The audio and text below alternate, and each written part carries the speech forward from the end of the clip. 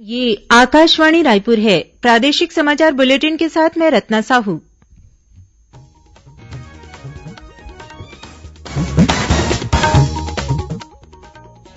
और अब पेश है आज के मुख्य समाचार। केंद्र सरकार ने त्योहारों के अवसर पर लोगों से स्वदेशी उत्पाद खरीदने की अपील की है। केंद्रीय सड़क परिवहन मंत्री ने छत्तीसगढ़ में राष्ट्रीय राजमार्ग परियोजना के तहत विभिन्न निर्माण कार्यों के लिए भू अर्जन की प्रक्रिया जल्द पूरा करने के निर्देश अधिकारियों को दिए। कोरोना संक्रमण से बचाव के उपायों की जानकारी देने छत्तीसगढ़ के ग्रामीण क्षेत्रों में चलाया जाएगा सघन जागरूकता अभियान। और राज्यपाल और मुख्यमंत्री ने प्रदेशवासियों को दीपावली पर्व की दी शुभकामनाएं। लोगों से त्योहार के दौरान कोरोना संबंधी दिशा निर्देशों का पालन करने की अपील की।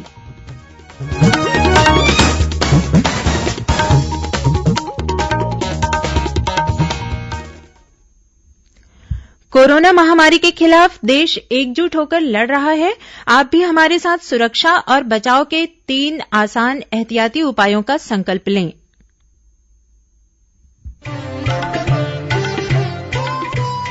कोविड-19 से बचाव और सुरक्षित रहने के 3 उपाय। मास्क लगाएं, 2 गज दूरी है जरूरी, सुरक्षित दूरी रखें, हाथ और मुंह साफ रखें।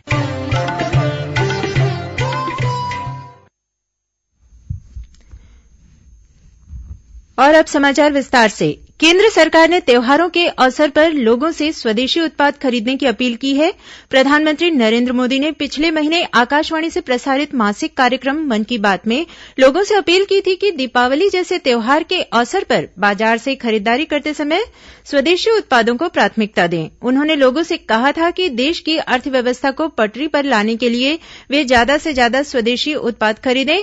प्रधानमंत्री का कहना था कि त्योहारों का उत्साह और बाजारों की रौनक आपस में एक दूसरे से गहरे जुड़े हुए हैं। इसलिए इस बार जब आप लोग बाजार जाएं तो वोकल फॉर लोकल के संकल्प को याद रखें। हमें स्वदेशी उत्पादों को प्राथमिकता देनी है। प्रधानमंत्री नरेन्द्र मोदी ने कहा है कि संपूर्ण मानवता के कल्याण को समर्पित आयुर्वेद भारत की विरासत है। आयुर्वेद दिवस के अवसर पर आज श्री मोदी ने गुजरात के जामनगर में आयुर्वेद अध्ययन और अनुसंधान संस्थान तथा राजस्थान के जयपुर में राष्ट्रीय आयुर्वेद संस्थान का वीडियो कॉन्फ्रेंस के जरिए लोकार्पण किया। श्री मोदी ने कहा कि प्रत्येक भारतीय के लिए यह बड़ी प्रसन्नता की बात है कि हमारे परंपरागत ज्ञान को अब विदेशों में भी अपनाया जाने लगा है। आयुर्वेद भारत की एक विरासत है जिसके विस्तार में पूरी मानवता की भलाई है। ये देखकर किस भारतीय को खुशी नहीं होगी कि हमारा पारंपरिक ज्ञान अब अन्य देशों को भी समृद्ध कर रहा है। आज ब्राजील की राष्ट्रीय नीति में आयुर्वेद शामिल है। भारत अमेरिका संबंध हो, भारत जर्मनी रिश्ते हो, आयुष और भारतीय पारंपरिक चिकित्सा पद्धति से जुड़ा सहयोग निरंतर बढ़ रहा है। प्रधानमंत्री ने कहा कि विश्व स्वास्थ्य संगठन ने भारत को परंपरागत चिकित्सा पद्धति का वैश्विक केंद्र स्थापित करने के लिए चुना है। श्री मोदी ने इस बात पर जोर दिया कि आयुर्वेद के ज्ञान को ग्रंथों, शास्त्रों और नुस्खों के दायरे से बाहर निकाला जाना चाहिए और इस प्राचीन ज्ञान को आधुनिक आवश्यकताओं के अनुसार ढाला जाना चाहिए। उन्होंने कहा कि कोरोना के प्रकोप के दौरान आयुर्वेद उत्पादों की मांग दुनिया भर में तेजी से बढ़ी है। प्रधानमंत्री ने कृषि मंत्रालय, आयुष मंत्रालय और अन्य विभागों से आग्रह किया कि वे भारत में पैदा होने वाली कई जड़ी बूटियों की उपयोगिता के बारे में लोगों में जागरूकता जगाएं। केंद्रीय सड़क परिवहन और राजमार्ग मंत्री नितिन गडकरी ने छत्तीसगढ़ में राष्ट्रीय राजमार्ग परियोजना के तहत सड़क चौड़ीकरण, उन्नयन, मजबूतीकरण और पुल निर्माण कार्यों के लिए भू अर्जन की प्रक्रिया जल्द पूरा करने के निर्देश अधिकारियों को दिए हैं। उन्होंने लक्ष्य के अनुरूप कार्य नहीं करने वाले ठेकेदारों को निलंबित करने और 2 माह के भीतर कार्य की प्रगति ठीक नहीं होने पर उन ठेकेदारों को बदलने के भी निर्देश दिए हैं। केंद्रीय मंत्री ने कल लोक निर्माण मंत्री ताम्रध्वज साहू के साथ वीडियो कॉन्फ्रेंसिंग के जरिए चर्चा की। इस मौके पर श्री साहू ने उन्हें छत्तीसगढ़ में राष्ट्रीय राजमार्ग परियोजना के तहत बनने वाली सड़कों की प्रगति के बारे में जानकारी दी। श्री साहू ने केंद्रीय मंत्री से निर्माणाधीन रायपुर सिमगा बिलासपुर मार्ग को शीघ्र पूरा कराने का आग्रह किया। केंद्रीय मंत्री ने इस संबंध में शीघ्र जांच प्रतिवेदन प्रस्तुत करने और संबंधित ठेकेदार को नोटिस देने तथा उसके खिलाफ आवश्यक कार्रवाई करने को कहा। छत्तीसगढ़ में कोरोना संक्रमण से बचाव के लिए ग्रामीण क्षेत्रों में सघन जागरूकता अभियान चलाया जाएगा। इस संबंध में कल रायपुर में पंचायत विभाग के अधिकारियों के लिए राज्य स्तरीय उन्मुखीकरण कार्यशाला का आयोजन किया गया।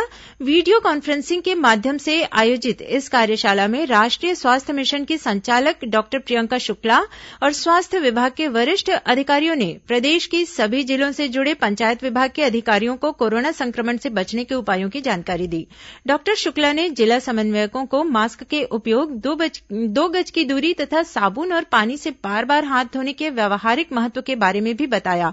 उन्होंने यह भी बताया कि यदि किसी व्यक्ति में कोरोना संक्रमण से मिलते जुलते लक्षण दिख रहे हैं तो 24 घंटे के भीतर कोविड जांच जरूर कराई जाए, जिससे जल्द से जल्द उपचार शुरू हो सके। विकासखंड स्तर के समन्वय अब गांव में जाकर सरपंचों और पंचों को कोरोना संक्रमण से बचने के उपायों की जानकारी देंगे। इसके बाद ग्राम पंचायतों द्वारा सभी ग्रामीणों को इसके बारे में जागरूक किया जाएगा। राज्य सरकार का लक्ष्य है कि ग्रामीण अंचल के प्रत्येक नागरिक को कोरोना संक्रमण से बचाव के उपाय बताए जाएं। साथ ही ग्रामीणों को यह भी जानकारी दी जाए कि कोरोना लक्षण दिखने पर तत्काल जांच कराएं। राज्य के वरिष्ठ चिकित्सकों के यह देखने में आया है कि ग्रामीण अंचलों के लोग कोरोना संक्रमित होने के बाद या तो बहुत देर से इलाज शुरू करते हैं या फिर अप्रशिक्षित व्यक्ति से इलाज करवाते हैं। इस कारण जब उन्हें शासकीय स्वास्थ्य केंद्र लाया जाता है तब तक उनकी स्थिति बहुत गंभीर हो चुकी होती है। कोरोना संक्रमण से बचाव के लिए प्रदेश में 2,225 केंद्र बनाए गए हैं। इनमें 1,019 सेंटरों में एंटीजन टेस्ट, वहीं आरटी-पीसीआर जांच के लिए 660 तथा ट्रू नॉट टेस्ट के लिए 546 जांच सैंपल कलेक्शन केंद्र संचालित किए जा रहे हैं।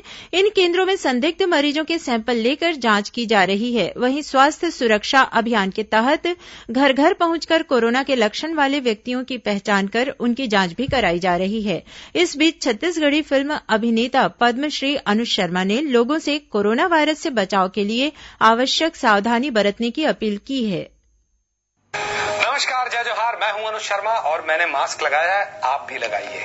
अगर आप अपने आप को और अपने परिवार को सुरक्षित रखना चाहते हैं, फिजिकल डिस्टेंसिंग का पालन करिए, सरकार द्वारा जारी किए गए सारे दिशा निर्देशों का पालन करिए। अगर आप अपने आप को, अपने परिवार को, अपने शहर को, अपने प्रदेश को सुरक्षित रखना चाहते हैं, भीड़ से बचिए। अक्सर हम बाजारों में जाते हैं और भीड़ का हिस्सा हो जाते हैं और बीमारी को अपने साथ ले आते हैं। बचिए और औरों को भी बचाइए। जब तक दवाई नहीं तब तक कोई ढिलाई नहीं। कोरोना से बचने का यही उपाय है कि हम खुद को कोरोना से बचा के रखें।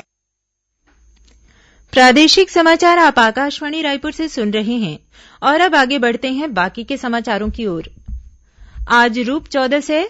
इसे नरक चौदस भी कहा जाता है। परंपरा के अनुसार रूप चौदस पर घरों के आंगन और बाहर रंगोली सजाकर 14 दिए जलाए जाते हैं।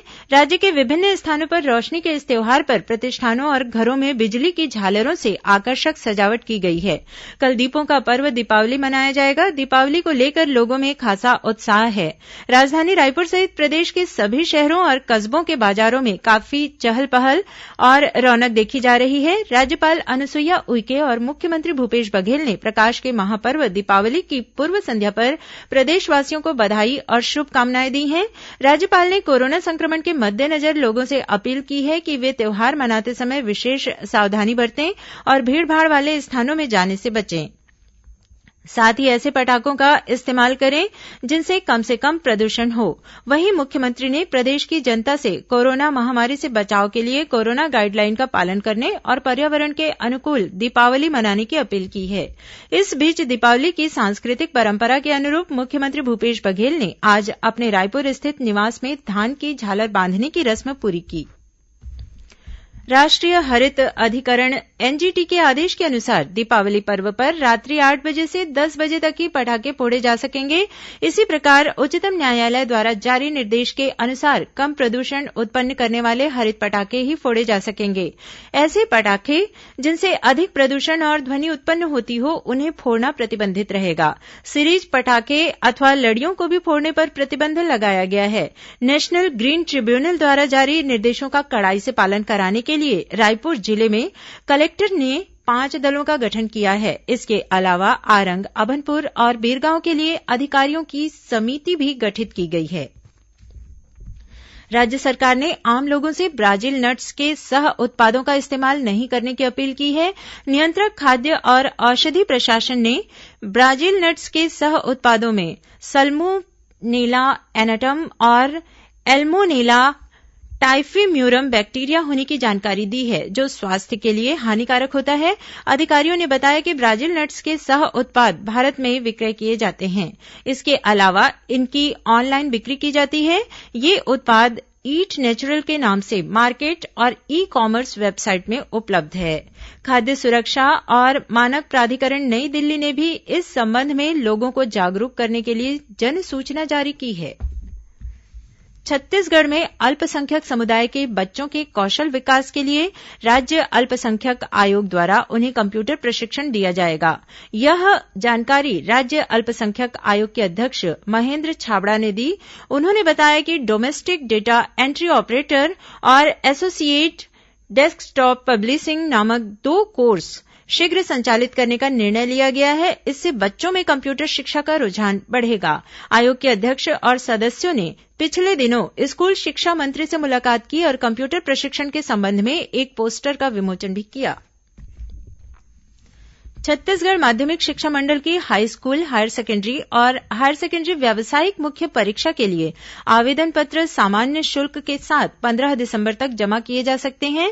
वहीं स्वाध्यायी और अवसर परीक्षा के लिए विद्यार्थी विलंब शुल्क के साथ 31 दिसंबर तक आवेदन पत्र जमा कर सकेंगे। छत्तीसगढ़ माध्यमिक शिक्षा मंडल के सचिव प्रोफेसर वीके गोयल ने बताया कि आवेदन पत्र मंडल की वेबसाइट पर ऑनलाइन जमा किए जा सकेंगे। निवेशकों से धोखाधड़ी करने वाली एक चिटफंड कंपनी पर राज्य सरकार ने कार्रवाई करते हुए उसकी संपत्ति कुर्क कर निवेशकों के 7 करोड़ 33 लाख रुपये लौटा दिए हैं। मुख्यमंत्री भूपेश बघेल ने कल रायपुर में आयोजित कार्यक्रम में निवेशकों के खाते में ऑनलाइन राशि अंतरित की। गौरतलब है कि राजनांदगांव की chit fund company Yalesco real estate and agro farming limited के विरुद्ध निवेशकों ने कलेक्टर से शिकायत की थी। इसके बाद कलेक्टर ने इस कंपनी की संपत्तियों की जानकारी ली, जिसमें डायरेक्टरों के स्वामित्व की करीब 292 एकड़ अचल संपत्ति पाई गई। विशेष न्यायालय के आदेश के बाद चिटफंड कंपनी के संचालक और अन्य संबंधितों की संपत्ति कुर्क की गई। राज्य सरकार ने 2 वर्ष पहले धोखाधड़ी के मामलों की जांच शुरू कर कंपनी के संचालकों के खिलाफ एफआईआर दर्ज की। वहीं इस कंपनी में काम करने वाले स्थानीय युवाओं के खिलाफ दर्ज मामले भी वापस लिए गए। प्रदेश की 3 महत्वपूर्ण सिंचाई परियोजनाओं अहिरन खारंग लिंक परियोजना, छपराटोला फीडर जलाशय और रेहर अटेम लिंक परियोजना का काम जल्द शुरू किया जाएगा। यह जानकारी जल संसाधन मंत्री रविन्द्र चौबे ने कल रायपुर में हुई सीआईडीसी बोर्ड की बैठक में दी। तीनों सिंचाई परियोजनाओं का पहले सर्वेक्षण कर कार्य योजना बनाई जाएगी। इन परियोजनाओं को पूरा करने में लगभग 2000 करोड़ रुपये खर्च होंगे। India post payments bank IPPB ने डाकिया के जरिए डिजिटल जीवन प्रमाण पत्र जमा कराने की सेवा सफलतापूर्वक शुरू की है। इससे पेंशन पाने वाले व्यक्ति घर बैठे ऑनलाइन जीवन प्रमाण पत्र जमा करा सकते हैं। इस सुविधा का शुभारंभ नवंबर 2014 में प्रधानमंत्री नरेंद्र मोदी ने किया था। इस सुविधा को देश भर में उपलब्ध कराने के लिए पेंशन और पेंशनधारक कल्याण विभाग ने इंडिया पोस्ट पेमेंट बैंक के साथ मिलकर डाकियों और ग्रामीण डाक सेवकों के विशाल नेटवर्क की सेवाओं का लाभ उठाने की योजना बनाई है। इससे घर घर जाकर पेंशनधारकों से डिजिटल जीवन प्रमाण पत्र हासिल करने की सुविधा शुरू की गई है। विश्व शौचालय दिवस 19 नवंबर को राज्य स्वच्छता पुरस्कार के विजेताओं को पुरस्कृत किया जाएगा।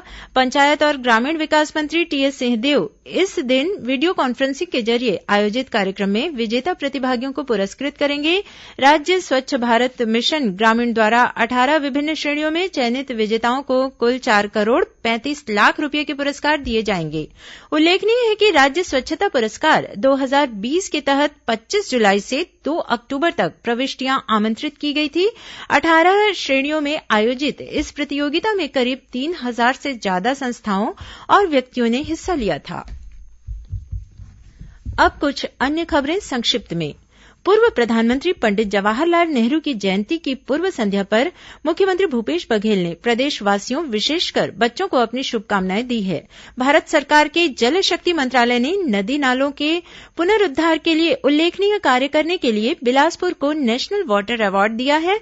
केंद्रीय जल शक्ति मंत्री ने बिलासपुर के संभागायुक्त और तत्कालीन कलेक्टर को आज वर्चुअल रूप से यह पुरस्कार प्रदान किया। जिला रोजगार केंद्र रायपुर द्वारा शिक्षित बेरोजगार युवाओं को रोजगार उपलब्ध कराने के लिए 17 से 19 नवंबर तक रायपुर में पुराना पुलिस मुख्यालय परिसर स्थित रोजगार कार्यालय में ऑनलाइन प्लेसमेंट कैंप का आयोजन किया जाएगा। कोंडागांव जिले में एकलव्य आदर्श आवासीय विद्यालयों में अनुसूचित जनजाति विद्यार्थियों को कक्षा 6वीं में प्रवेश के लिए काउंसलिंग 16 से 19 नवंबर तक आयोजन की जाएगी। दुर्ग जिले में अवैध रूप से रह रहे 147 लोगों को महापौर ने आज स्थायी आवंटन पत्र सौंपा और बस्तर रेंज के पुलिस महानिरीक्षक सुंदरराज पी ने आज बीजापुर जिले के पामेड़ क्षेत्र में स्थित धर्मावरम कैंप में पदस्थ सुरक्षा बल के जवानों से मुलाकात कर उन्हें दीपावली की शुभकामनाएं दी। अंत में मुख्य समाचार एक बार फिर। केंद्र सरकार ने त्योहारों के अवसर पर लोगों से स्वदेशी उत्पाद खरीदने की अपील की है। केंद्रीय सड़क परिवहन मंत्री ने छत्तीसगढ़ में राष्ट्रीय राजमार्ग परियोजना के तहत विभिन्न निर्माण कार्यों के लिए भू अर्जन की प्रक्रिया जल्द पूरा करने के निर्देश अधिकारियों को दिए। कोरोना संक्रमण से बचाव के उपायों की जानकारी देने छत्तीसगढ़ के ग्रामीण क्षेत्रों में चलाया जाएगा सघन जागरूकता अभियान। और राज्यपाल और मुख्यमंत्री ने प्रदेशवासियों को दीपावली पर्व की दी शुभकामनाएं। लोगों से त्योहार के दौरान कोरोना संबंधी दिशा निर्देशों का पालन करने की अपील की। इसी के साथ प्रादेशिक समाचार बुलेटिन समाप्त हुआ। नमस्कार।